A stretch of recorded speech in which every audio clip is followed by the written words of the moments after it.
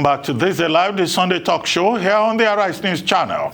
Our guest is, as I said earlier, the Governor of Ondo State and Chairman of the Southern Governors Forum, Rotimi Akeredolu, Governor of Ondo State.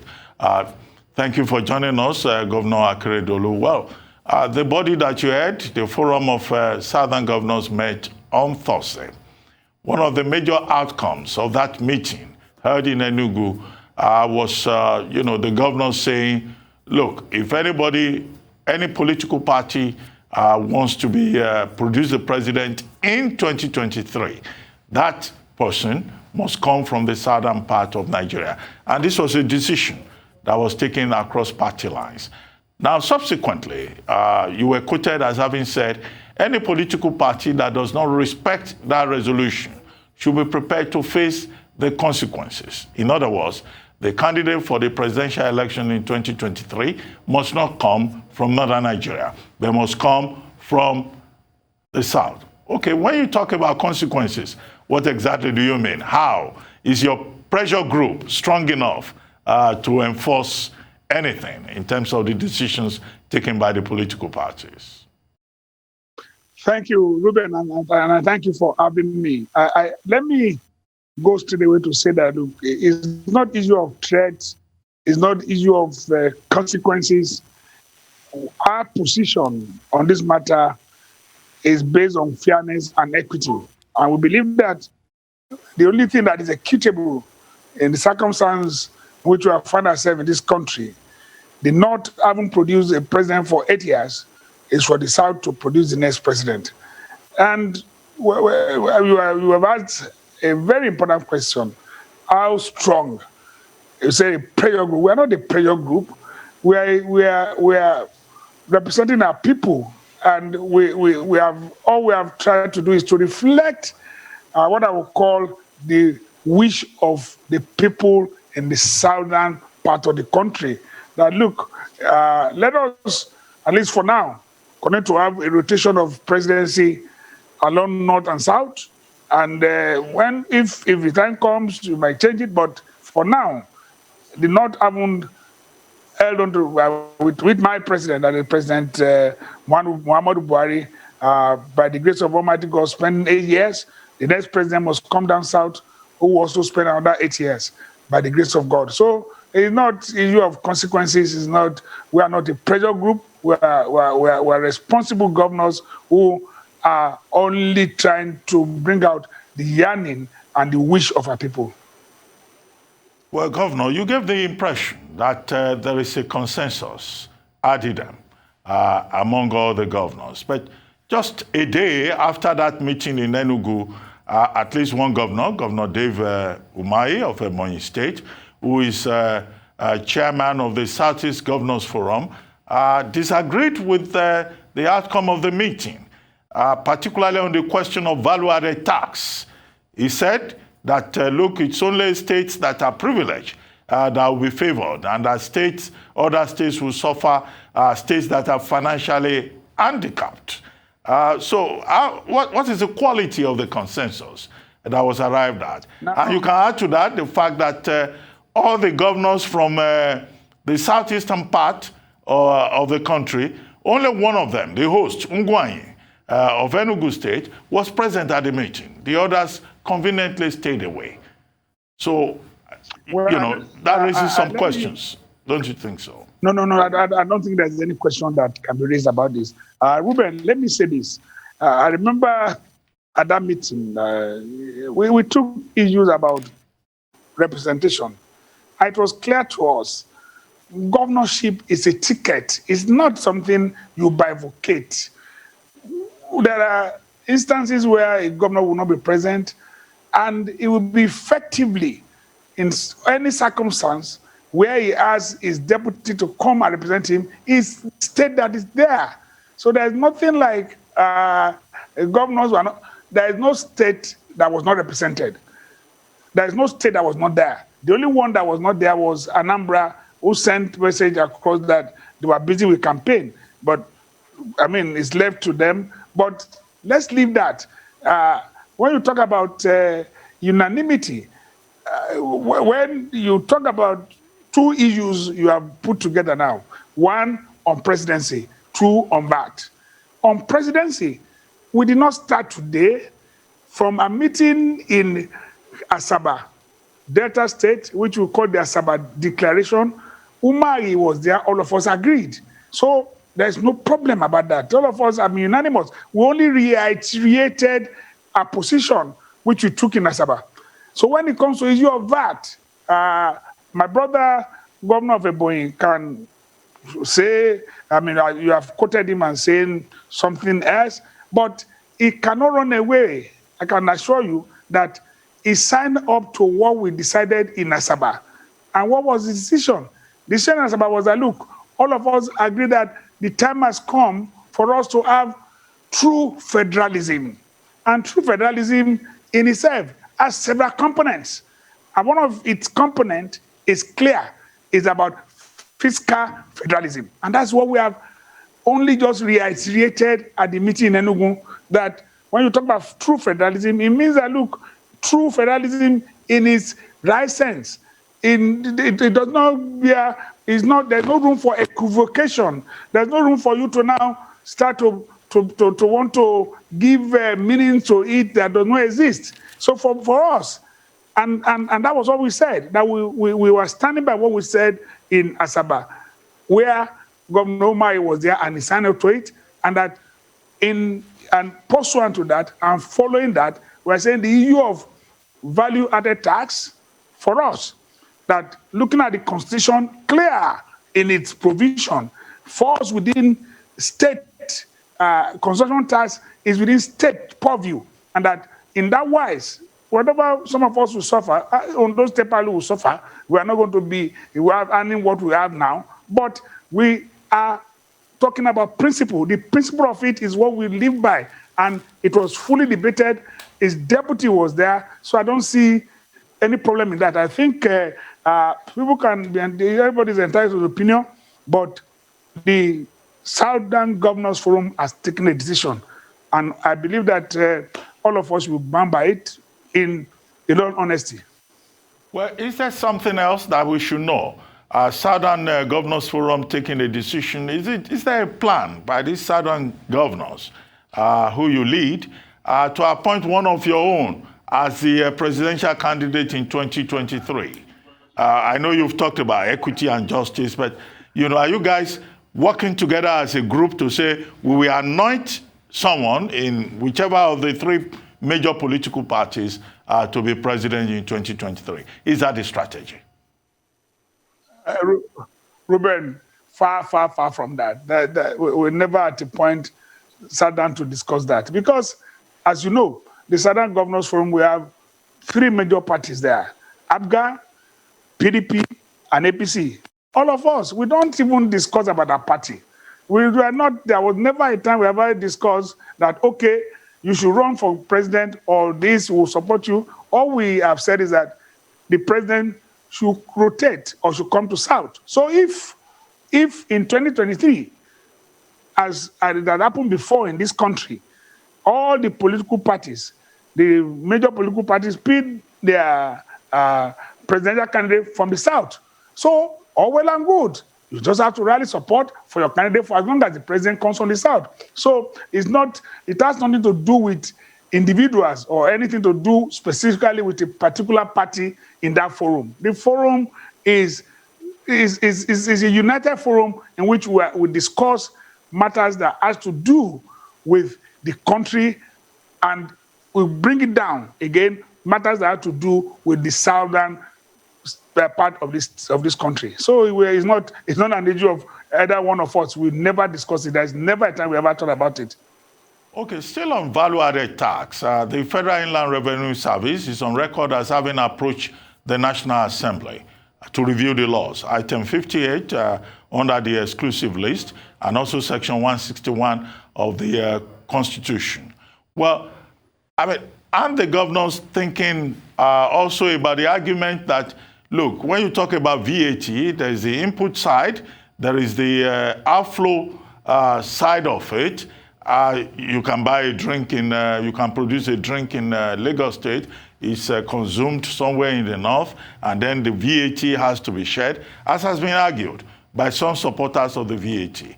Shouldn't the governors be pushing, as is the case in other parts of the world, for perhaps a sales tax, as different from a value-added tax, through constitutional amendment, which can then, be shared between the states and the federal government? What do you think about that as an option? Well, as you know, I'm a lawyer, and a fairly seasoned one for that matter. The position of the law is very clear. This is not a tax that's within the purview. It's not, the law does not provide. We might have been doing things that are wrong, but the law does not give the powers to the federal government to collect this tax and share. It's a tax that should be fully under the state. That is the position of the laws.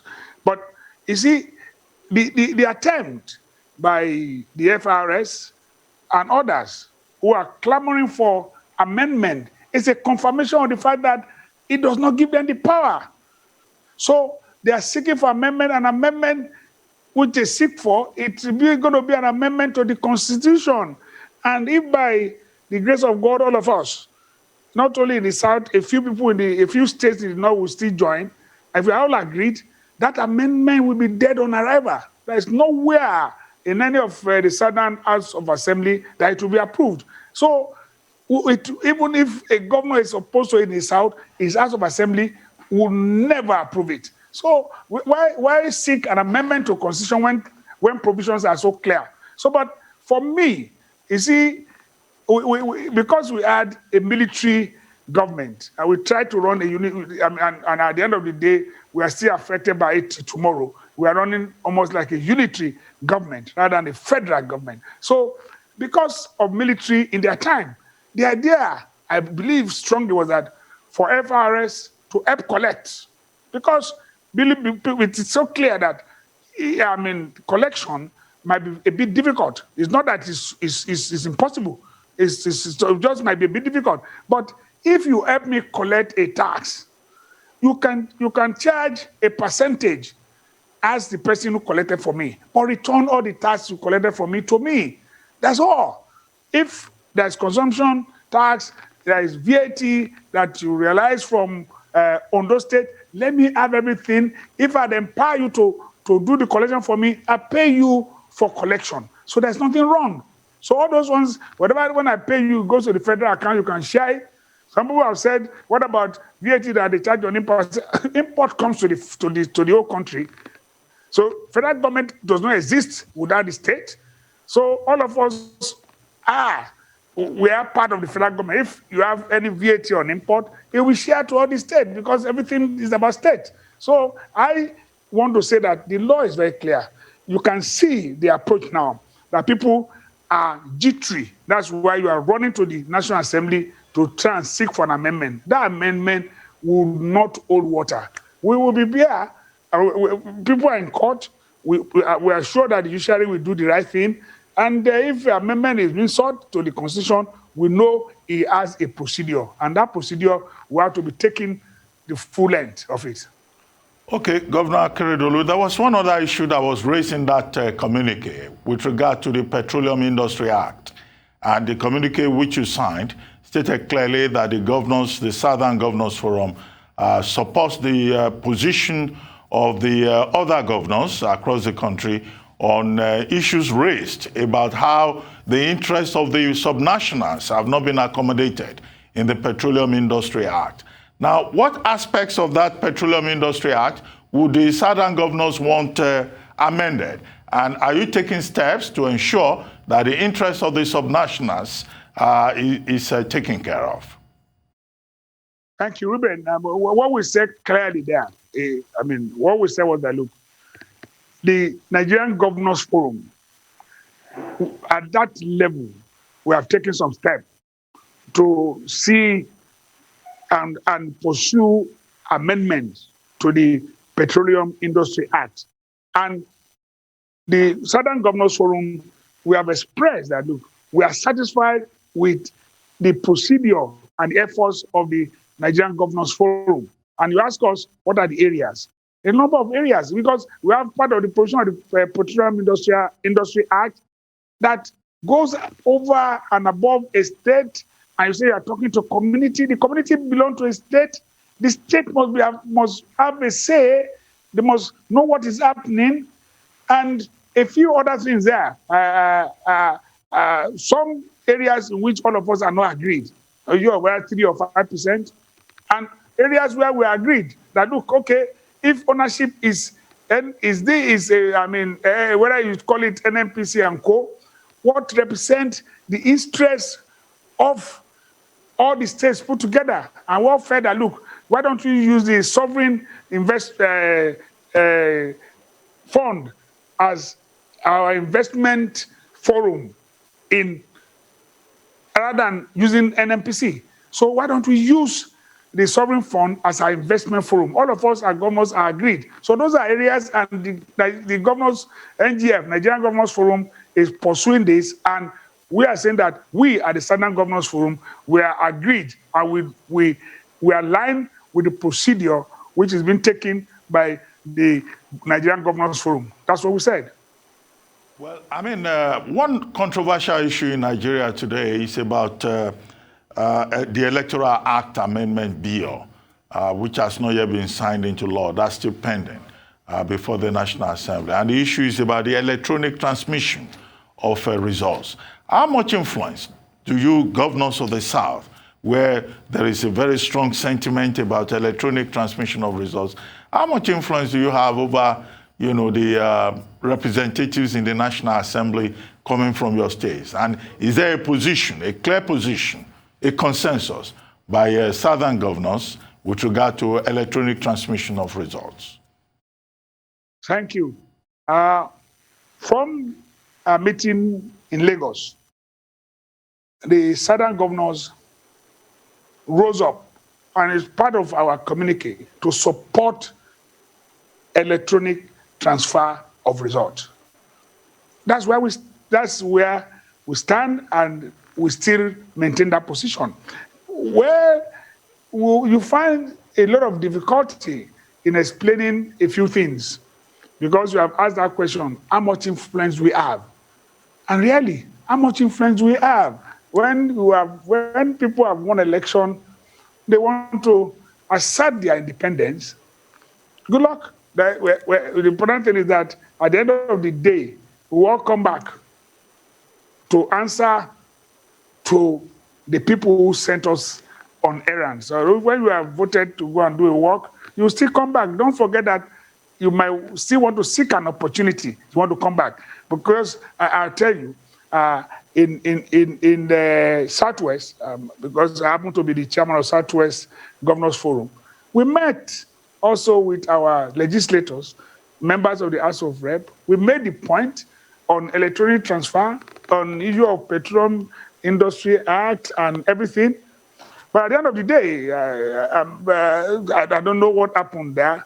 But as I said, maybe people believe that they want to assert their independence, they don't want to have regard and respect for views of those who they represent. So fair enough, and everything was. So I cannot claim that we have any overwhelming influence on our members of the House everywhere, and we are trying to make people understand that look, we are working together. If we are working together, when we sit down to discuss, let us carry whatever we agree to a logical conclusion. Stand by it. The only thing about life is that you must be able to stand for something. There's no need for you to prevaricate every now and then. Something happens, you are changing your mood, you are changing this how. You must be known for something. So we admit, as I said, I don't believe that we have any overwhelming influence on them because people want to assert their independence, and so be it. We all come back. I was elected, although I'm serving my second term, but something can happen to me that I might need the people of Ondo State again. They will remember what I did when I was called to question on some issues. So at the end of the day, people will have to learn that, look, when you reach consensus, on matters, you stand by it. So, but I'm not too sure we have so much influence. Okay, Governor, we'll still talk about APC and some specific issues about Ondo State. But before then, one of the major issues that came out of the meeting in Enugu on Thursday was open grazing, the anti-open grazing law that was agreed upon at the last meeting of the Governors Forum, Southern Governors Forum in July, with a deadline of September 1. But as of September 1, only a few states met that deadline, including your state, Ondo State. What really is the situation? And in the East, only one state, maybe one or two states elsewhere, Oyo, Ekiti, Ogun, and Ondo, and one other state. Now, when you signed that bill into law, you said it's not targeted at anybody. Well, is it not targeted at anybody? Because Miyetti Allah Kautal Ore and also the Miyetti Allah Cattle Breeders Association of Nigeria, MACBAN, have both condemned that anti-open grazing law as provocative. So why do you say it's not targeted at anybody? No, you can be sure that it's not targeted at anybody. If we have people from Ondo State who have cattle and they rear them, if they bring it out, we will arrest them. So it's not targeted at anybody. But I've said so at another forum. Look, we are not going to be reacting to Miyetti Allah, whether it's Khartoum or what you call them, or Miyetti Allah, Magban. These are associations, and we have our own association to address them. Not governors addressing they are not the people. We are talking about a government. We are representing a people, and the people have decided this is what they want. It's either they want to live here peacefully or they will get out of this place. There's no problem. We are not. They should know. But they know that in Ondo State we are not taking it lightly. We are saying you are destroying the livelihood of people, and this cannot continue. And some people will gather together and say it's a threat to their. So your action as a threat to the livelihood of our own people will allow it to continue. No, it's not going to happen. This is what we are saying. So it's not targeted at any particular person. And if we are doing that, we will now get FAO and other consultants to come. And even Miyetti Allah, because Miyetti Allah in Ondo State, they are ready to cooperate, and they are even cooperating. We gather them together with other farmers who rear cattle to teach them about feedlot. Last week, they spent a whole week. So we are teaching them the new ways. If people don't want to agree that we have passed this anachronic way of rearing cattle, it's gone. It can never be again. So we are trying to teach them the new ways. You can have your cattle, you can have them in a particular area and where they are restricted, and you can feed them, and they will get better. So what is the problem? And anyway, is it only South? Have they not banned it in Katsina? They even went ahead to say there will be no cross-border cattle. They won't allow it. So is it Katsina governor is Fulani? Is it targeted at anybody? As we said, some action of some people or some form of association or traders is harmful, is destructive. So why are we afraid to say this? So for us, we have said our own. We have our laws. If anybody feels threatened, if feels anyhow, let him go to court. That's all. Okay, let's talk briefly about the APC, your party, the All Progressives Congress. What's the situation in the party at the moment with regard to the legitimacy of the caretaker committee led by the governor of Yobe State, Mala Buni? Do you have serious concerns that this could lead the party into very serious problems eventually, as many party members are still in court challenging the legitimacy of that caretaker committee?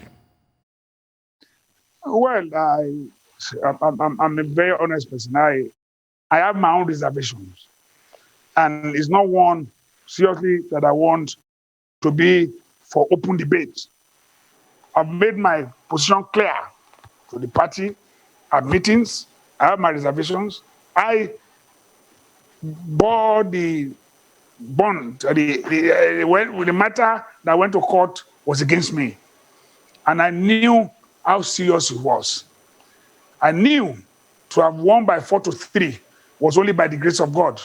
So it could have been a total disaster, at least for me, and at the end of the day for the party, because I had warned the party that the case, the election petition in Ondo State, was a dagger that was drawn at the heart of APC. But only God saved us.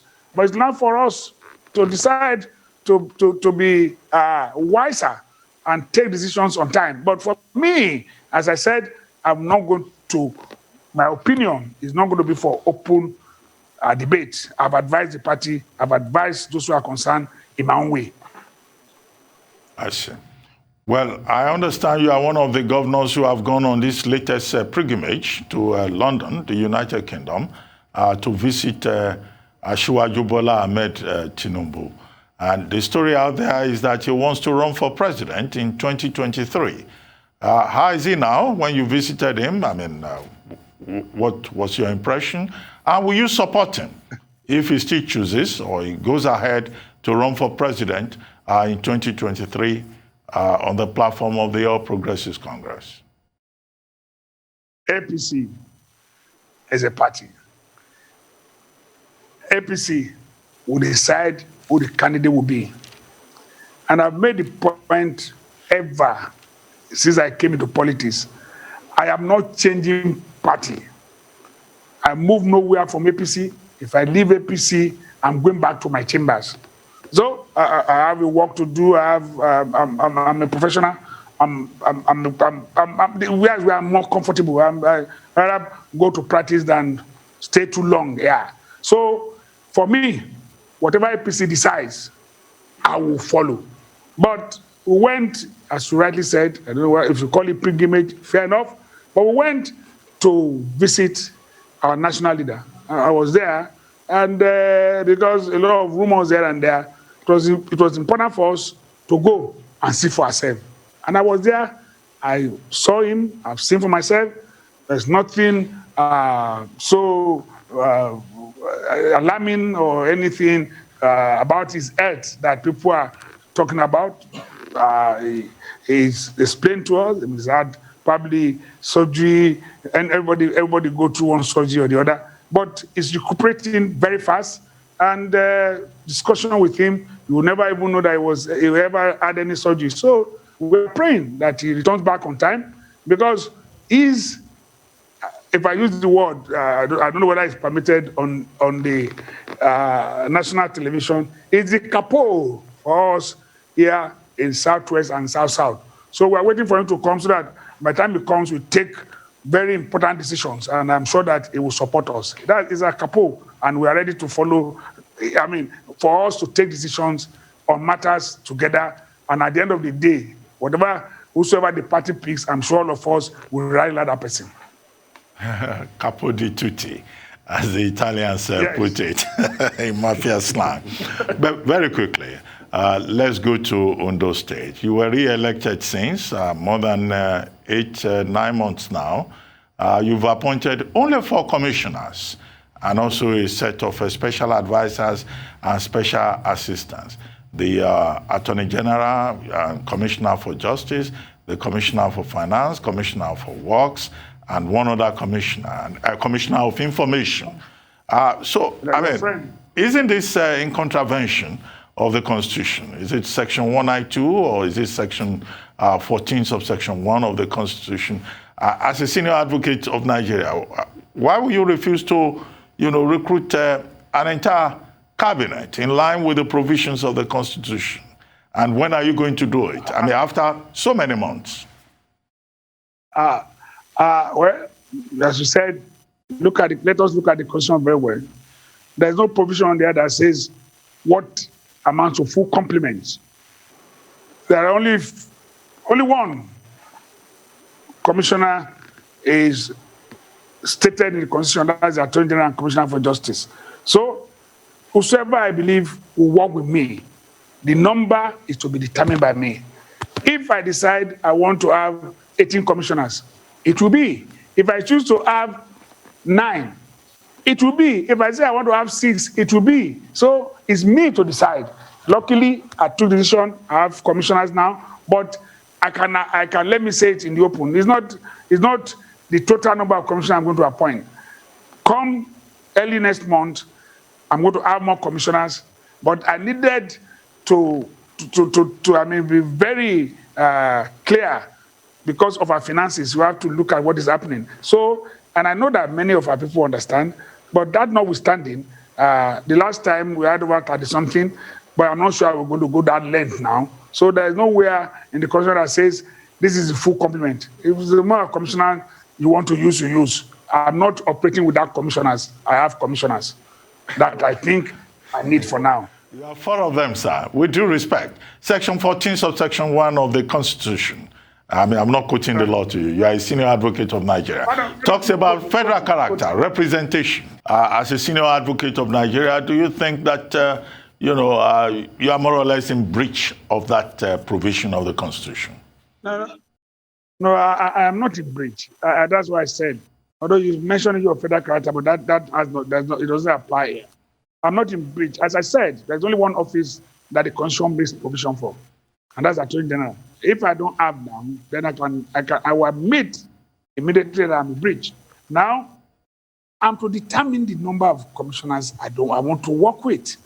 Well, it's happened over years. I remember when the late Governor Akeredolu was there, he was operating with about 11 or less than 11 commissioners. That's the way he wanted it. Some appoint commissioners on federal consistency level. But it's not to say it is the ideal thing. I'm not admitting it's the ideal thing. But I'm saying that, look, taking into cognizance our circumstances for now, I'm able to work with the ones I have, and I'm looking at it that come next month, early next month, I will have to put in more people. But it cannot be as many as I had in the first term because the finances of the state is totally now affected. The money is not there. And so because of that, one has to wear a thinking cap to see whether you have to reduce the manpower at that level. But as I said, we're in politics. All politicians want to occupy one office or the other. We have to balance it. But as I said, I have not seen any breach of any constitution. Well, just one more question on Ondo State. Payment of salaries. You vowed previously that you will not borrow a penny to pay workers' salaries. But then again, you change your mind and you say, oh, the state will have to borrow money to be able to pay salaries, including arrears. Where are we with the payment of workers' salaries, civil servant salaries? Why should a state like Ondo State borrow, despite the fact that Ondo State has one of the largest gas deposits in the world and other mineral resources, kaolin, granite, everything? What are you doing to make sure that Ondo State, can be, well, that famous phrase, self-sufficient? And with IGR, you've increased it from 700 million to about 2 billion. So why is it so difficult to pay salaries? Thank you so much. Let me clear one thing, because, and I thank you for putting this question across. There was never, I didn't say I would be going to be borrowing money to pay salaries. That was just a misquotation. What I said was that at the last time, when we paid the balance for a particular month, and what was left from the workings of the NLC with all those who are involved, because what we try to do here now is that when money comes, we put it on the table. Let NLC be involved, let everybody be involved, share it. So when they shared, and for a particular month, it was supposed to be 10%, I felt horrified. And I said, no, it cannot, it does not mean well. And I said, okay, whatever it will take, I will borrow to increase that to 35% for that particular month. So that's when I said I had to borrow, not because I will go and be borrowing. I'm not, because I believe that, yes, let me use the word, quote and unquote, a laborer or civil servant is entitled to his wage. I agree. But we have found ourselves in a circumstance that is even so painful. I'm in pains that we cannot afford to pay this money. But people have come, why don't you stop the ongoing infrastructural development? I said, if we stop it, we pay salaries. Nobody will remember salary when you have left. So the work, what has put us in a corner now is that, look, there are works that we have started and we needed to pay these contractors. We have to pay them. So are we going to now abandon this work at this point in time? Are we not all benefiting from good roads? Now we have to pay counterpart to his back for us to have further development on our primary schools. Are we not going to send our children there? Both of us, those of us who are civil servants and those who are not civil servants. So there are things that will be for the general benefit of all of us. It's either we have to abandon that. If we leave roads, even cars, you have your cars, you cannot move on the road. So what happens? So for me, what I've said is that, look, people are entitled to their salaries. We will make efforts to look for more money. But you got to an area, this is where issue of federalism that we have been shouting about comes in. Yeah, talking about we have gas. Gas, can we operate the gas on our own? We cannot. We are oil producing. Is it not the amount of oil they say they get from us and they give us money on? Are we even able to determine the amount of oil that comes from our wells? We cannot. If we have bitumen, yes, we do. Now, if federal government does not give license, you cannot exploit. So what is going to happen? So if we are left to all this on our own, to look at and invite investors, we might make more money. But everybody we have to go to Abuja to get license. We have to go to Abuja to gas. We have to go to Abuja to do this, and the licenses are not even forthcoming. So with such circumstance, that's where we are clamoring for federalism. Like, okay, if I have this, as you have said, which is clear that we have mineral deposits in Ondo State. If Ondo State is clearly in control of it, then things will be better. But for now, everything has to do with federal. So it's a big problem, and that's what we are saying. Let us be in charge of whatever we have. Okay, well, just one final question, Governor Akeredolu, and this has to do with the $418 million claim that 6 consultants are putting across with regard to the Paris Club refund. And the Nigerian Governors Forum, of which you are a member, is opposed to that. What's your opinion on that claim by those 6 consultants? We are totally, my opinion personally, I'm opposed to it, and I support Governors Forum's opposition. Luckily, we had a legal, what I call a legal committee. I served on it on behalf of governors of the governors, and we found out that this was not. This is just a ruse. That was our position. But how the so-called consultants were able to convince federal government and people were able to sign that they will now deduct money from us to pay them, we were shocked. That's why we are in court. We have told the federal government, you cannot pay this money. Who awarded this contract? What did they do for us? Absolutely nothing. So you just wake up and some states, it's maybe one or few states, even in my Ondo State, somebody was appointed. So everybody will appoint his own party, and the party will now go and join and say they are looking for Paris Club and recovery. And now say, that money, as you said, people are buying plane and riding up and down. It's enough for you to buy so many jets and be gallivanting all over the world. How?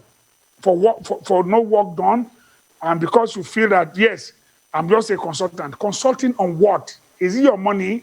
So for us, I believe that some of them will say, some said they got letter from local government. How? To do what? Some claim they built clinics all over the local government. Where? We never saw anything. And you want to collect money. So the Governors Forum is working on it, and we are opposed to it. And that, in my opinion, total agreement with the position of the Governors Forum. Well, thank you very much, Governor Akeredolu, for joining us on Thisday Live, the Sunday talk show here on the Arise News Channel. Thank you very much indeed.